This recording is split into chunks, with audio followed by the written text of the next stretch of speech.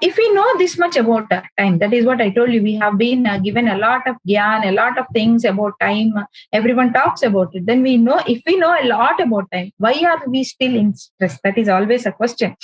Because everyone talks about time management, everyone knows about time management, again everyone is stressed.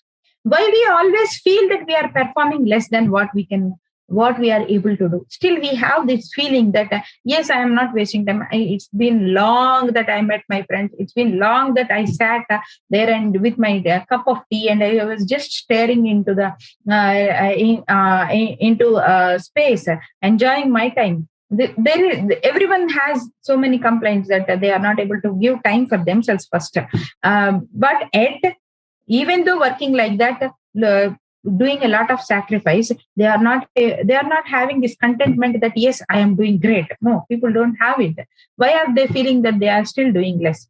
Next, why do we confuse ourselves with lot of schedules, calendars, to-do lists, apps, logics, etc., etc., etc.? Did we confuse ourselves? And if they are doing it better, then they should be able to decrease our stress. Then what is actually happening? So the revolutionary perspective, to answer all these questions, there is a revolutionary perspective to look at time management is not just logical. Time management is an emotional concept too. Time management is not just logical. It's not just like what is it giving me the result? Is it good to do? Is it not good to do? How is it helping out? So there are no formulas or logics, or so only logical thinking doesn't help us to manage time. What is the thing that we have to also add? What is that, what we say, catalyst, or what is that topping that we have to add on this is our emotional quotient also. How is it? I'll explain. Let me start from this, that where has this time management concept, from where did this time management concept started? Earlier in 50s and 60s, actually, this concept of time management has started. And then time management for them was only in one dimension. And that is more focused on efficiency, from the point of efficiency. So that was a one-dimensional theory, and people focused on increasing the efficiency. So what is time management to them? That if they manage then the time, if they can save the time, what is the end product that they are going to get is an efficient production or an efficient work or something related to efficiency. So then people started working on creating more machineries, develop tools and other things, technology, tips, other things where 10 people, if they are working for 10 hours, how this work can be managed to do in 1 hour with one machine or with one tool. So that will increase the productivity, that will increase the output, quantity output, and also quality.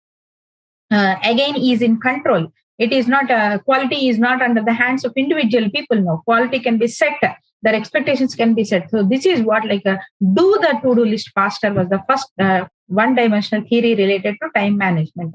And then later, after few years, during 70s, there is another theory that has started looking at time as a two-dimensional theory. It's a two-dimensional theory. What was the other dimension added to it was it's not only important, it's urgency. Now, time management theory has got now two dimensions. On one dimension is importance, and the other dimension was urgency. So important and urgent. So this gave the concept of prioritization. From then, actually, we started talking about priorities.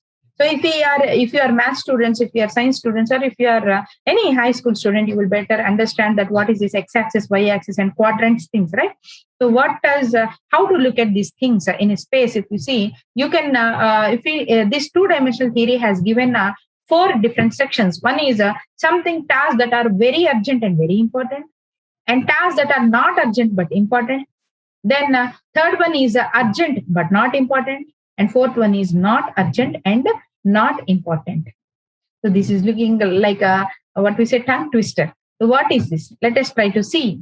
First one, if we say, is urgent and important. If we say urgent and important, means something which is urgent, which is to be done, important also, which is important also, which is urgent also. Like someone has to pay the electricity bill, someone has to pay the school fee, someone has to pay the examination fee. It is important because if you don't pay the examination fee, you cannot write the exams, your year gets wasted. And it is urgent because today is the last day to pay the examination fee. So how to do it? It should be done. It should be attended immediately. Whereas second thing is not urgent but important.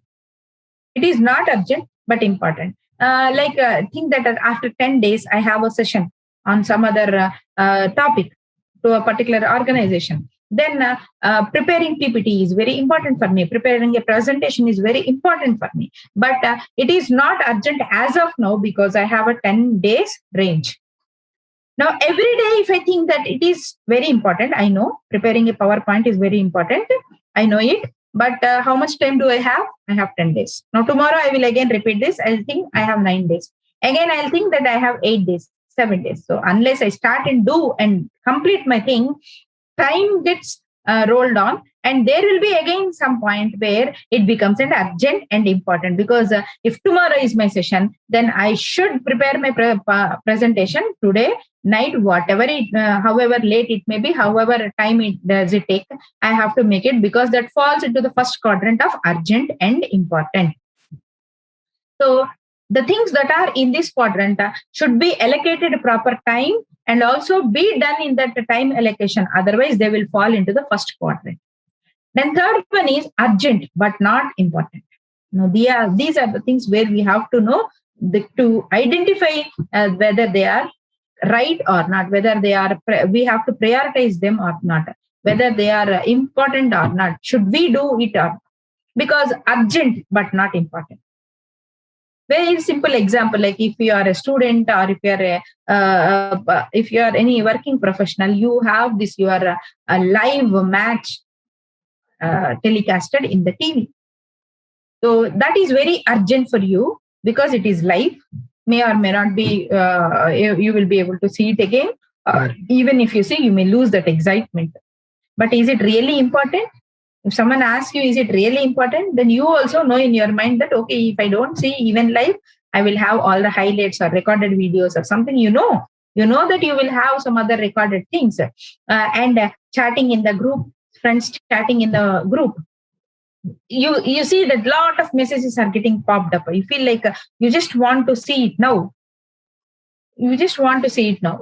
Is it urgent? Is it important? No, this comes under the fourth quadrant, that it is neither urgent nor important. Because even if you don't answer, it's a group chat. Some other is going to anyway talk about it. The discussion is anyway going to happen. And is it urgent? No, because you will have the chat there only. It is not going to disappear. You can just read whenever you have a lot of time. So you need not get this anxiety that messages are getting popped up. They are seeing like 10 new messages, 12 new messages, 13 new messages. The more you see the number, the more you feel like opening it and watching it.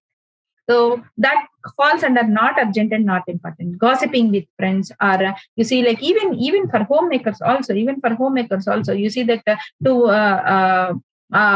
like two people are sitting there and talking about what is happening in 507, what is happening in 203, what is happening in somewhere. So these are all not urgent. These are not important also, because that just kills your time.